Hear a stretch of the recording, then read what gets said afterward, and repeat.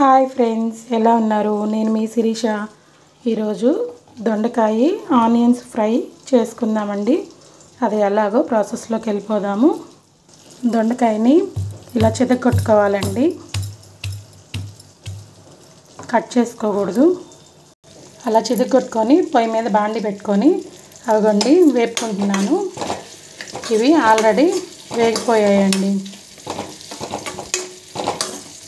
దీంట్లోకి ఇప్పుడు ఉల్లిపాయ కారం ఎలా చేయాలో చూద్దాం పదండి. మన రోట్లో ఈరోజు కరెంట్ కూడా లేదండి, అందుకని నేను ఇదిగోండి రోట్లోనే ఉల్లిపాయ కారం దంచుతున్నాను. ఆల్రెడీ ప్రాసెస్ స్టార్ట్ చేశానండి,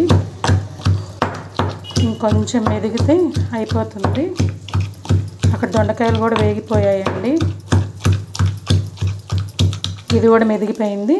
ఇప్పుడు ఈ మిశ్రమాన్ని కాలాయిలో ఉన్న దాంట్లో వేసుకుందాం.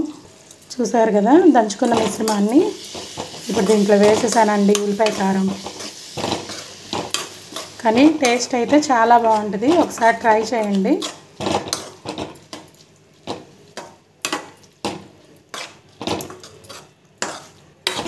ఇది ఒక 5 మినిట్స్ వేగనిద్దామండి. నేను ఉప్పు వేసానండి, మళ్ళీ మీరు ఉప్పు వేయలేదు అనుకుంటారేమో. దొండకాయలు వేగేటప్పుడే వేసాను, ఎందుకంటే కొంచెం ఉప్పు పడితేనే దొండకాయలు ఈజీగా మగ్గిపోతాయి. చూసారు కదా, మన దొండకాయ ఉల్లికారం రెడీ అయిపోయింది.